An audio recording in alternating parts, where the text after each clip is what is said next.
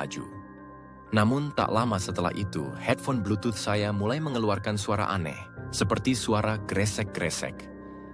Awalnya saya mengira ada gangguan sinyal, tetapi saya tidak bisa mengeceknya. Karena sedang mengemudi, musik sempat kembali normal, tetapi kemudian suara itu muncul lagi, kali ini lebih jelas. Saat saya melewati Taman Suropati, tepat di depan sebuah gereja tua, headphone saya kembali bermasalah. Tapi kali ini bukan hanya suara gresek-gresek, melainkan suara seorang perempuan yang sayup-sayup memohon. "Tolong saya, badan saya sakit sekali."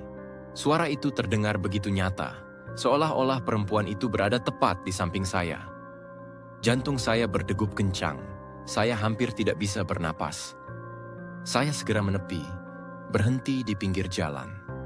Saya berdiri di sana untuk beberapa menit, berusaha mengumpulkan keberanian untuk melanjutkan perjalanan.